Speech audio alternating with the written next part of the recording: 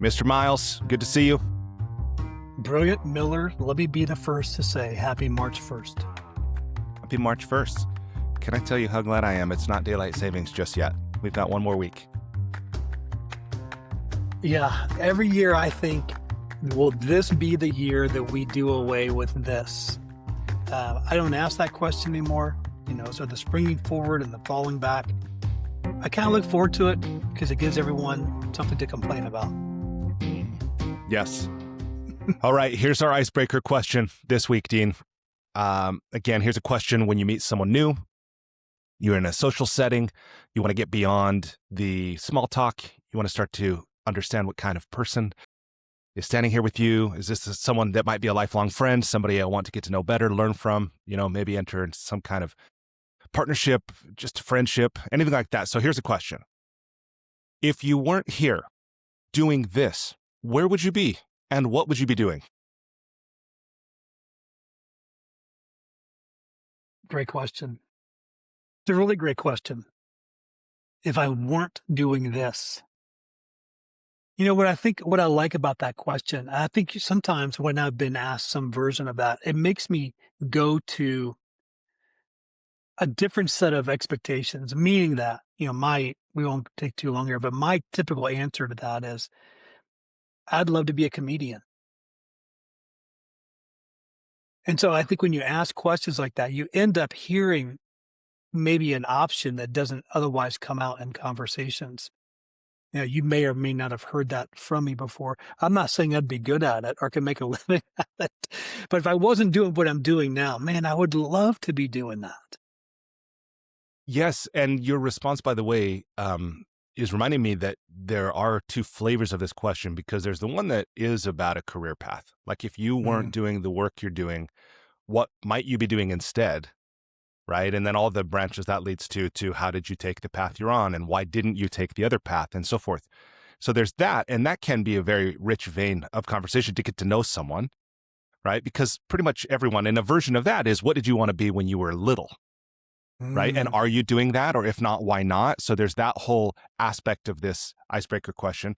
Then there's the other one that's just like, hey, if you weren't here at this gala tonight or at this reception tonight, at this function, where would you be tonight? And what would you be up to?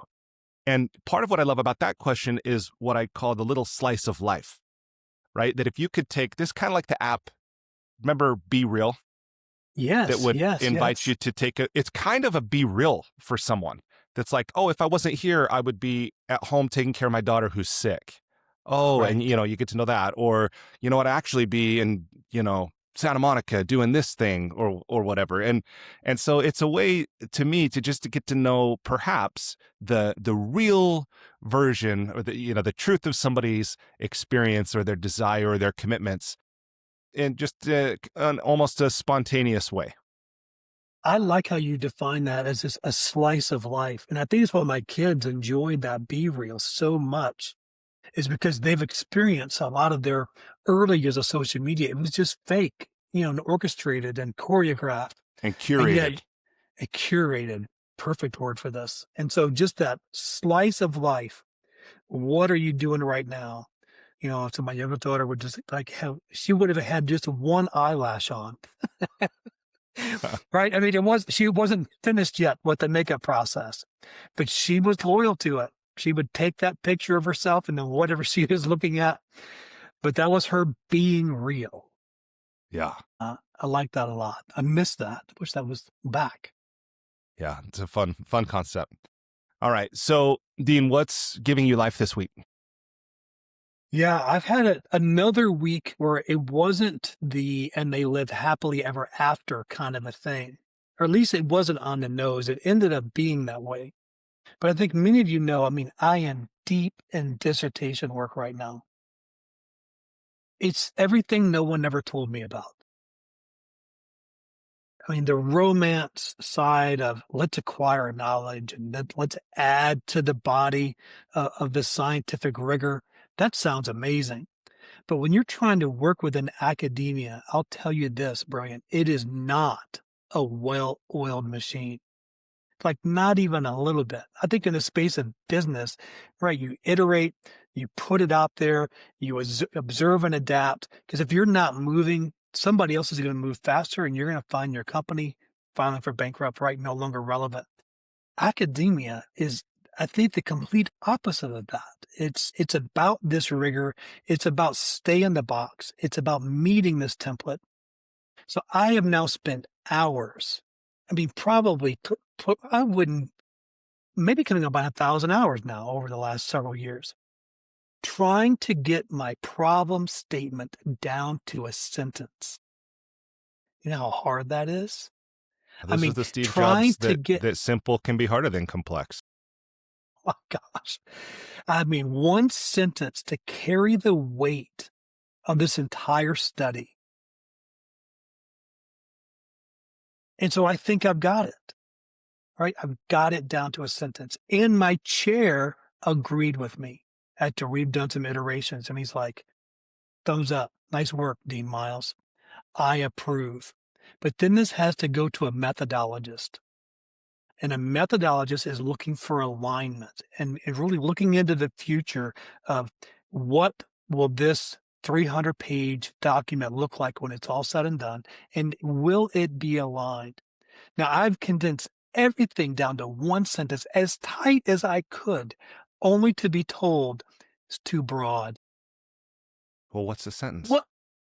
No, I can't tell you.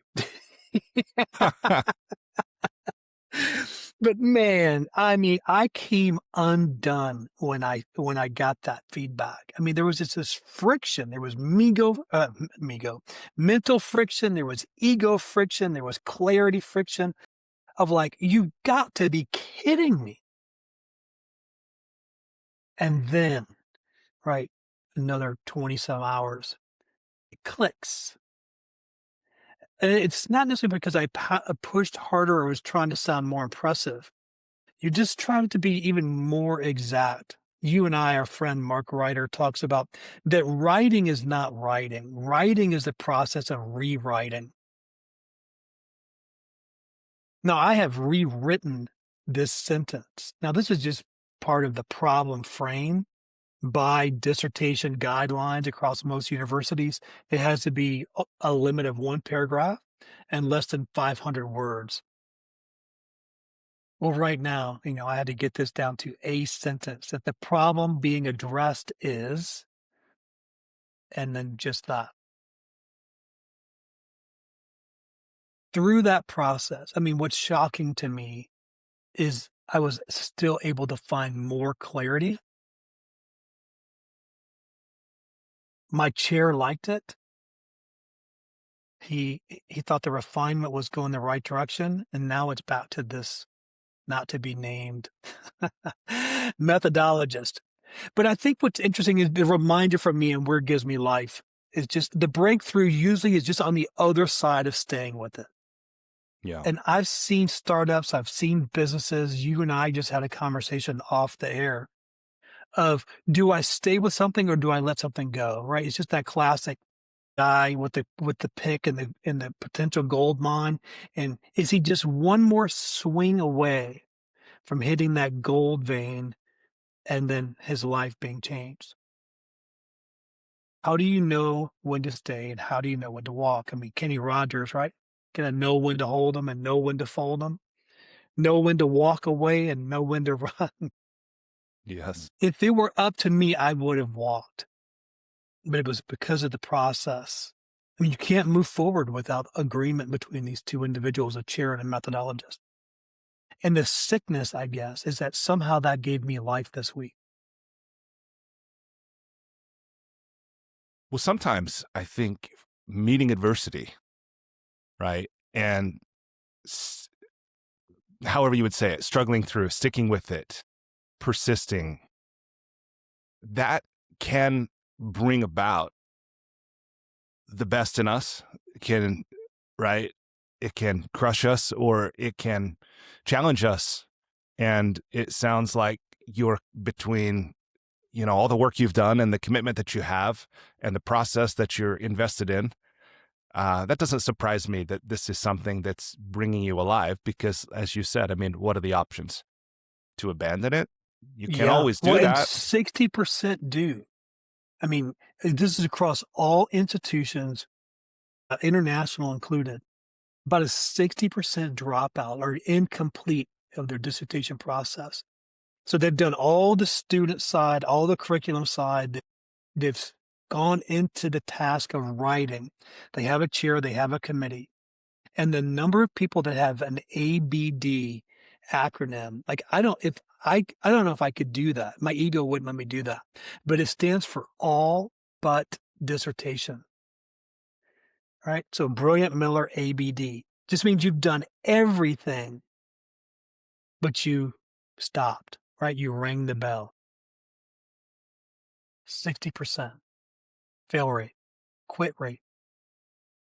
Yeah. And, that's an important distinction, right? Whether we call it failure or quitting or some other word. And you just Yes. mentioned ringing the bell. I think a lot about a story that Commander Mark Devine told me, and he's written about it in one of his books, this former Navy SEAL commander. And he tells his story about going through SEAL training on the officer candidate track. And he's got a buddy that's right there with him from the time he began. And when they get to Hell Week and they get to the part where, so now it's months and months of this arduous training that they've aspired to for years. They've dreamed of becoming SEALs. And he talks about how, they're in it and they get to this part of buds of this Hell Week where they're running back and into the surf in San Diego in October, and it's just so cold, and they do the thing where they sit down and the waves wash over them, and it's just almost completely unbearable, and then they sprint back up the beach and go back and do this over and over. And they're a few days, granted it's sleepless days, and there's a lot more suffering to go before they complete. But he said as they're doing this one part of the exercise where they're running into the water, sitting in the surf that's, I don't know how cold the Pacific Ocean gets, but very cold, Yes. cold enough you probably get hypothermia, and they're just doing this over and over again. And he said that they're on their way back into the water, and this guy who's been with him for weeks and weeks, months of this training, and now they're in the thick of it, he looks over, and they've been shoulder to shoulder, and he's not there. And he's like, what's going on? And he looks back, and his buddy's ringing the bell, and he's quitting, and he says in that moment, of course, he can't go stop and talk to him and like, hey, what's up? And do you want to Right. reconsider and all this? Right. So it's not until Commander Devine finishes a few weeks later that he's able to find out what happened. And his friend says, in that moment of suffering, I realized I didn't want to be a Navy SEAL. I want to be a veterinarian. Wow. But part of what I love about that is that I think his friend didn't get that clarity Yes. without going full commitment down that road with intensity. And then he got it. And it's like, is that a failure? I don't think so. Right. Right. Personally, I No, think I that was in a not way that's a expecting victory. you. I was not expecting you I mean, that was unexpected, that outcome. I mean, I've always heard that story differently. But yeah, but if you've had the clarity and you know that you're not running from something, you're running to something, right? As long as, I say as long as right, it's his life, he can do whatever he wants. But if veterinarian was his new plan A and not a plan B because he quit or failed, yeah, I like that. I mean, that makes a lot of sense to me. I have a lot of clients that are in healthcare, and probably the last 5 years, there's consultants that go through these healthcare systems on this topic of perseverance or grit, and trying to get these physicians to increase their margin to have more resilience. But to yet to talk to these physicians, here's the metaphor that they use for that. So you familiar with the canary in the mine kind of a story? I mean, I know the metaphor of it. Like miners would take the canary down, and if it died, it was evidence there was something lethal present that they hadn't yet Right. detected. Right. But Right. I don't know the full story Now, of can where you it came from. imagine that so that's it nicely concise. Can you imagine if a consultant came in and started talking to the canaries? Could they have more grit and more resilience to stay in this toxic environment longer? I mean, it seems like it's the wrong direction. They're missing the point. Like, let's don't chastise the canary. Maybe we should make the environment less toxic. Right. That's where my mind goes to academia. If we're having 60% fail rate, let's don't have more required classes of this brainwashing of, Dean, you have to increase your grit and resilience. How about make the mind less toxic? Well, Right? I There's think probably room there's for and there. sure. And my experience is there's a pride actually that comes from this, Oh, right? Like I never studied medicine, but I have friends who did, and they would tell me about OChem, organic chemistry, right? How hard this class was. And as I heard it from them, I'm saying, yeah, the schools want it this way because OChem is a filter for mm, people who really have whatever the intelligence, the stick-to-itiveness that if an right. undergraduate can't pass organic chemistry, probably not cut out for medicine and so forth. And I remember hearing that from a few people talked about with a sort of pride. Of course, these are people who passed it, or Right. Right. there's times I've heard from people who failed it, and that was it. Well, it's like, oh, that bar is just that's ridiculous, and for them, it's a kind of excuse. But at any rate, I guess the point I'm trying to make is I think that there are probably many things in life like this that they're a high bar intentionally because Right. the people who are on the other side of it have some kind of pride in Right. having passed it. Yeah, I mean, really well said. And so, I mean, that's the chatter, the noise in my head that I have to quiet. I really have to quiet that internal dialogue of really coming back to what is my why? Like, what is my North Star? Why am I doing this? Who am I doing this for? What is that greater good that I'm trying to accomplish? Why does this matter? Is there purpose in this? Is to be able to put 10 more hours to put something in a sentence that's supposed to carry the weight and to understand what in the world this methodologist was looking for. 'Cause I'm not having a conversation with them. He just says, "Nope, that's not it. Now you get to start over." And yet it gave me life this week. All right. So tell us, Dr. Brilliant Miller. Look.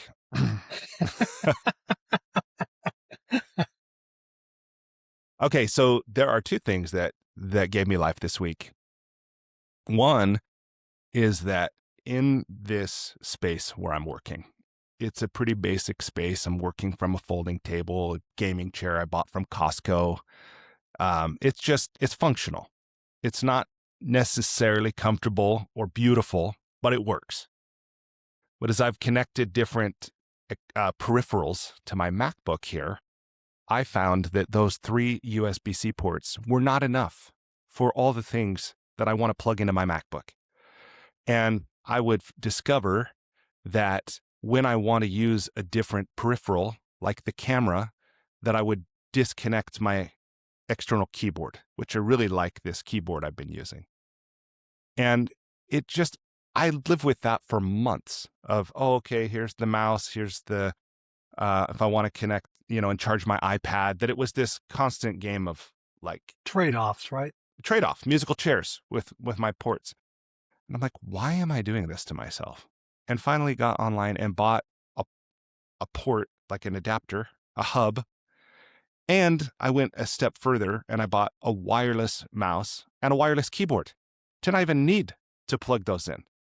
And it tidies the space. I actually like the devices a little more than the ones I was using. And I know I'm blessed to be able to just get online and order a couple $100 worth of, the mouse was probably $70, the keyboard was $60, the hub Right. was like $20. But why was I living with this frustration when something that was way more convenient, way more elegant, more functional was available to me? And I don't know why, but that little bit of, I guess I would even say pride of like, I can handle one of life's little irritations that I created, and B, I've been enduring. That was actually, it was a blessing to me. It's something that's giving me life this week. That's incredible. And I mean, I can't help but to jump that to other areas. Yes. Where else is Melanie this did showing up in your life? Yeah, that's exactly right. It's exactly right. Melanie and I discovered well, it's not true. She discovered well, this is where inspiration can come from, these unlikely places. I don't know if it was Facebook or Instagram or something, but she saw someone did this in the refrigerator. We have every intent to keep our refrigerator clean and tidy. Um, but I think we all know you go open up anyone's refrigerator, you might be shocked to see what's in there and or what's missing. But they have all these amazing containers you can get. So we have this big bottom crisper drawer that we tend to put celery in there because you get more celery and radishes than you could ever use in a week. And it stays in there forever and you end up throwing 2/3 of it away. Long story short, Melanie made a salad bar in that bottom tray. So salad on the left, then all of your toppings in these each individual containers that are now marked of their good until date. So you have this assurance and the ease of being able to grab a bowl, grab all your favorite toppings, pick your protein, as opposed to running over to McDonald's, right? Yes. Or who knows whatever else. But that has just brought such a low friction to be able to eat something that's healthy. Now, Awesome. we've been married 35 years in September, and we've talked about some version of this for nearly 35 years. And now we did it. Nice. And what a pleasure it is to have everything so neat and aligned. And then you just can't then help and man, I mean, this was probably less than $30 total and maybe less than an hour of effort. And we've delayed this for 3 decades. That's crazy to me. Well, good for you. Yeah, That's awesome. yeah. Fun. Salad bar brought Dean life. Salad bar on demand. The fulfillment of a 3.5 decade dream Journey. right there. I love it. I love it. Well, let me share with you the other thing this Yeah. week.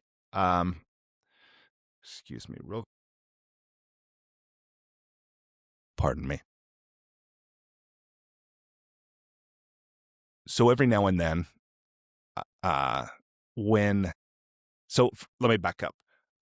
I have a commitment to myself to read for at least 30 minutes every day.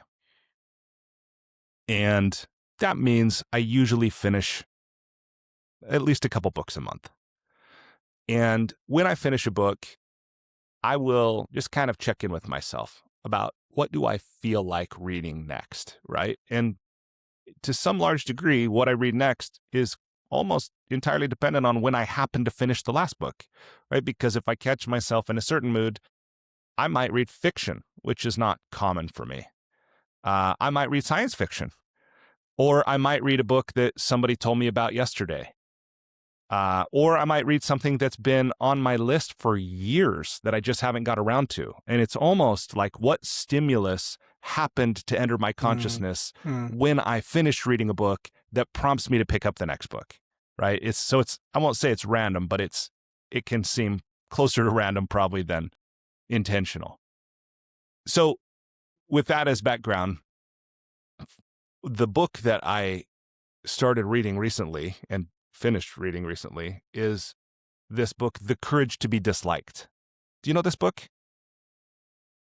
It's a super interesting book to me. It's actually, it was published in Japan in 2013 by a couple of authors, Ichiro Kishimi and Fumitake Koga. So one is a Japanese philosopher and a counselor who studied Adler.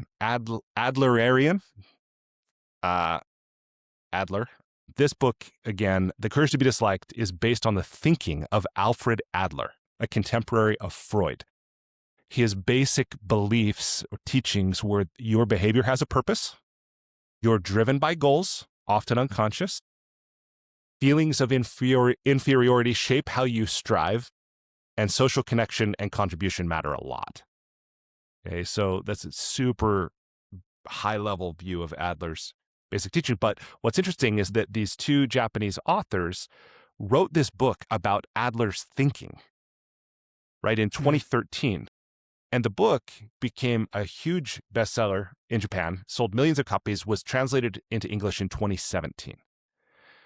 And the place that this book came into my awareness was when I was looking for a title for the book I'm currently writing. And I was working with an editor, and we were looking at examples of powerful titles, right? And so this is one that in the title tells you what the book is about, right? The courage to be disliked. Like, oh, that's interesting. So the book goes in my awareness maybe a year ago, and I start reading it. It's a super quick read. And the way this book is written, by the way, in it's a very intentional format, is a Socratic dialogue.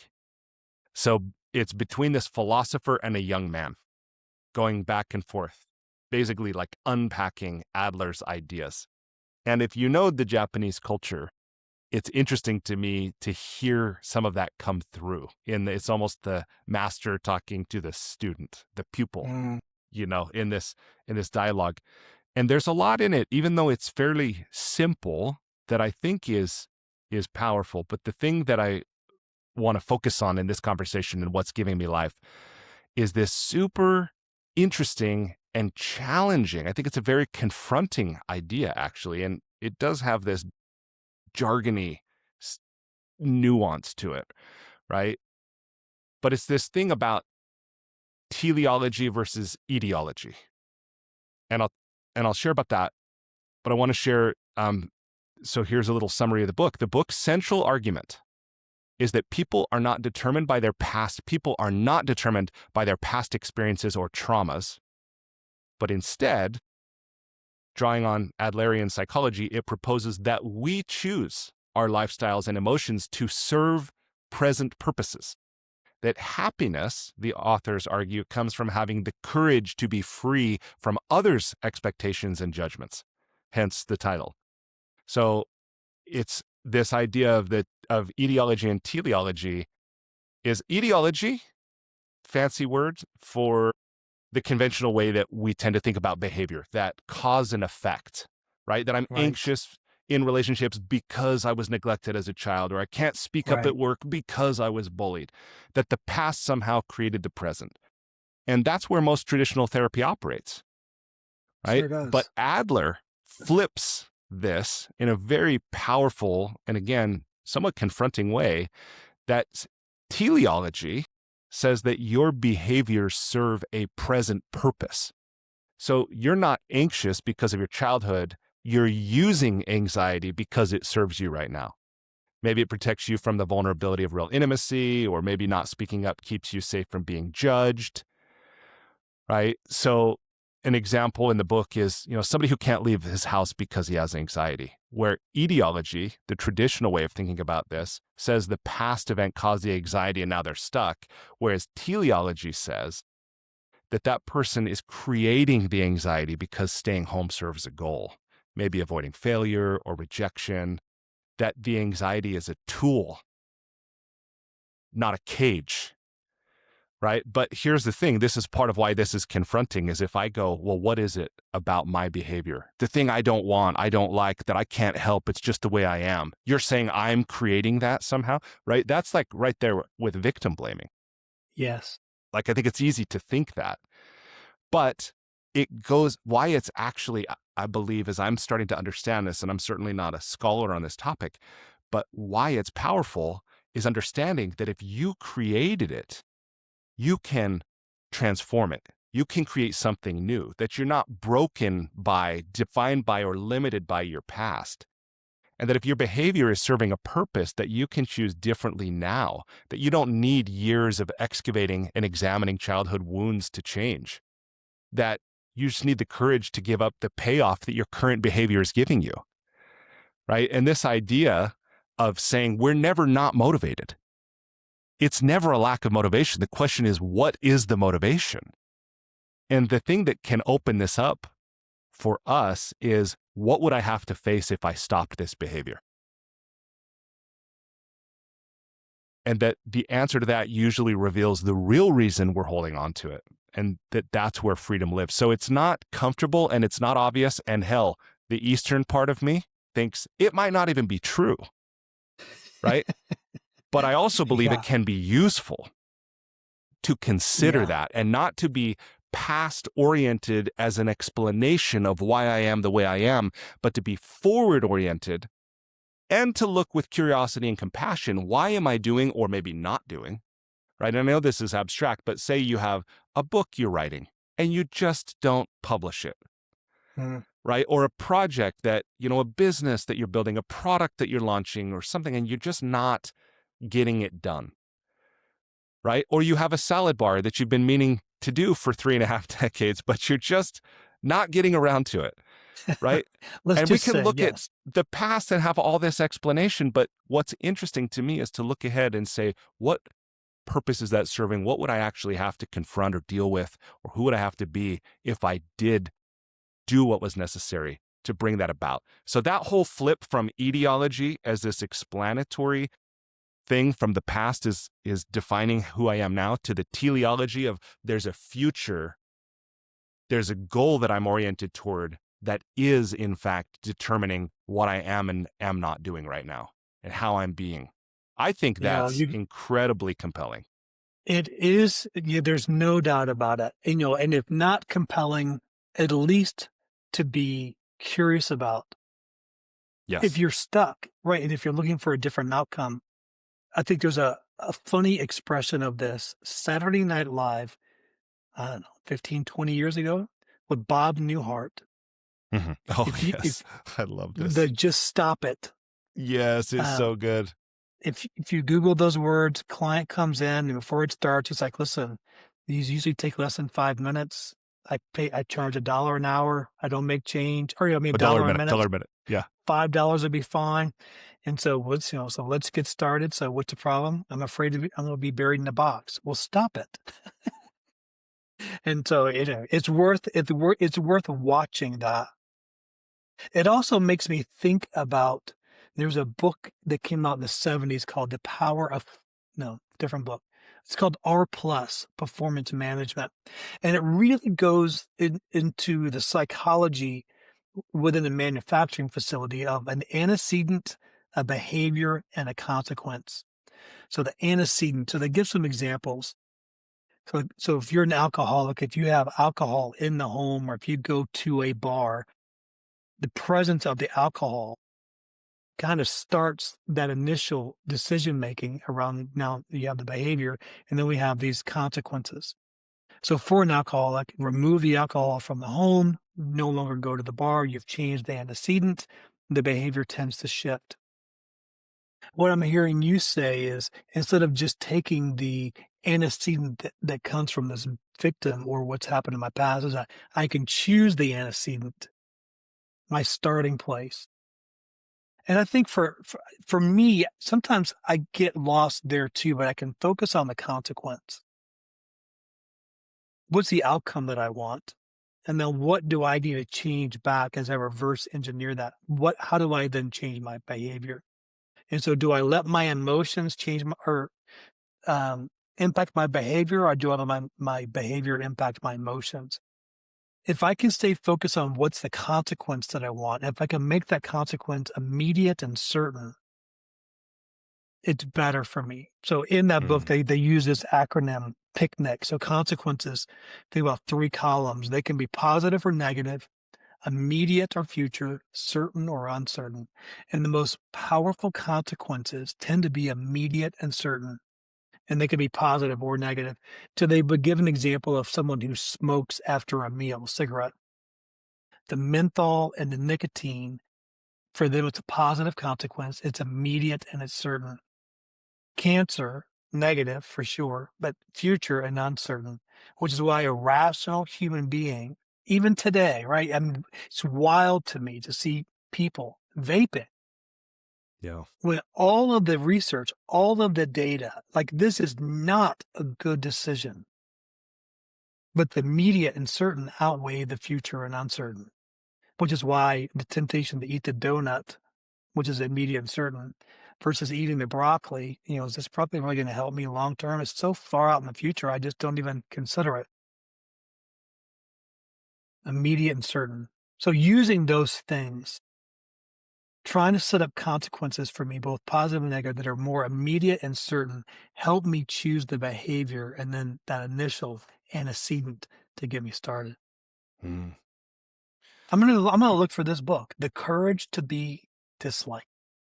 Yeah, I think it's I think it's really interesting.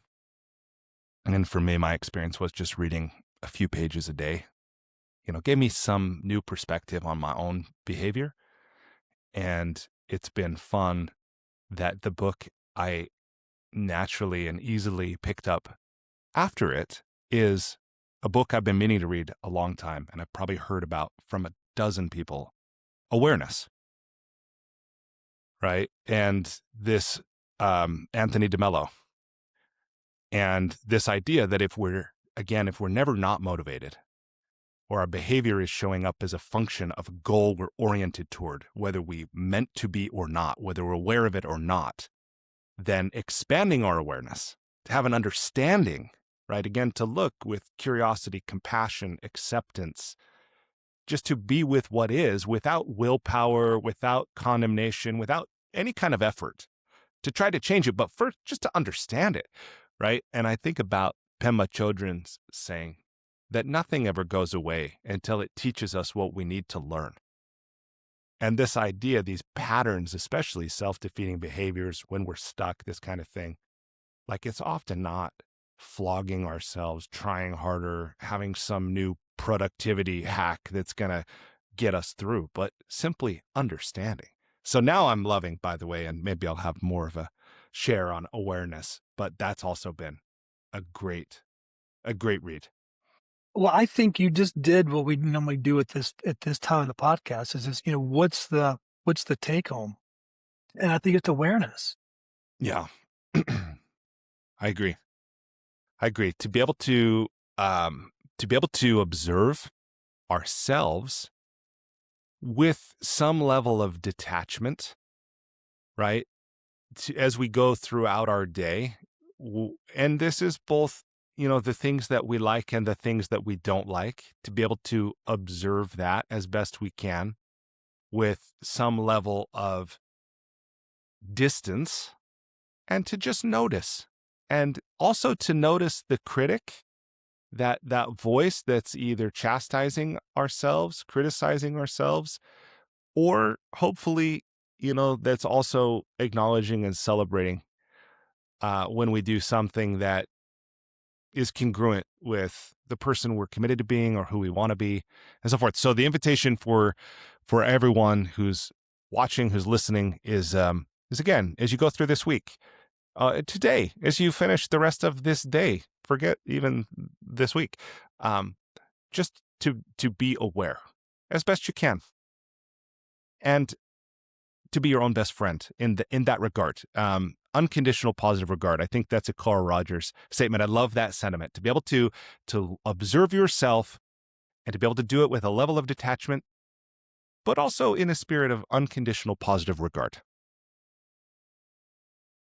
What an opportunity. And we can do that today.